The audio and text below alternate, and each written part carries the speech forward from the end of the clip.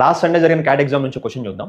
10^68 ని 13తో డివైడ్ చేస్తే రిమైండర్ ఎంత వస్తుందని అడిగారు. సో రిమైండర్ థీరం నుంచి అడిగిన ఒక బేసిక్ ఈజీ క్వశ్చన్ ఇది. ఎట్లా సాల్వ్ చేయాలో చూద్దాం. సో 10^68 దీన్ని మనం ఎట్లా రాసుకోవచ్చు చూద్దాం. 10^68 we can write as 10 square whole power 34. 10 square అంటే 100, 100 power 34. ఇప్పుడు 100ని మనం ఎలా స్ప్లిట్ చేయాలంటే 13తో డివైడ్ అయ్యే పార్ట్ని మనం సపరేట్ చేయాలి. 100 లోపల ఉన్న నెంబర్స్లో 13తో డివైడ్ అయ్యే మాక్సిమం నెంబర్ ఏంటి?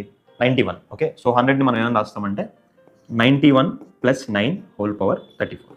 ఓకే, సో ఇప్పుడు 91 పోర్షన్ అంతా కూడా 13తో డివైడ్ అయిపోతుంది. ఓకే, ఇంకేం మిగిలింది? 9 power 34 మాత్రమే మిగిలింది. ఇప్పుడు ఇది దేనికి ఈక్వాలెంట్? 9 power 34కి ఈక్వాలెంట్. సో 9 మనం ఏం చేయాలి? మళ్ళీ 9 power 34ని we can write as 9 square whole power 17, same as 9 power 34. 9 square అంటే 81 కదా, ఇప్పుడు ఇది 81 power 17 అవుతుంది.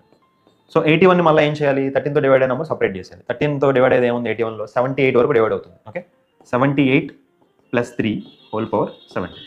సో 78 పోర్షన్ అంతా 13తో డివైడ్ అయిపోతుంది. ఇంకేం మిగిలింది? మనకి 3 power 17 మిగిలింది. So this is 3 power 17. So 3 power 17 మనం ఇంకెట్లా స్ప్లిట్ చేయాలంటే, సో ఇది 17 అనేది 2లో కానీ 3లో కానీ పోదు. అప్పుడు మనం ఏం చేయాలి? మనం 3 cube 27 తీసుకుందాం, ఎందుకంటే 26 13లో పోతుంది కాబట్టి. సో 3 power 17 ఎలా రాసుకుందాం అంటే 3 cube whole power 5 అంటే 3 power 15 multiplied by 3 square. So మొత్తం కలిపి 3 power 17 అవుతుంది. ఇప్పుడు సో ఈ మొత్తాన్ని మనం ఇప్పుడు 13తో డివైడ్ చేయాలి. 3 cube అంటే 27 we can write as 26 + 1. Okay, whole power 5 ఉంది, మల్టిప్లైడ్ బై 9 ఉంది ఇక్కడ. ఓకే, సో 26 పోర్షన్ అనేది 13తో డివైడ్ అయిపోతుంది, ఇంకా 1 మిగిలింది. So ఇదేమవుతుంది? 1 power 5 is nothing but 1 × 9 divided by 13. So 9 divided by 13, 9 is the final reminder. దీనికి ఆన్సర్ 9 అనమాట.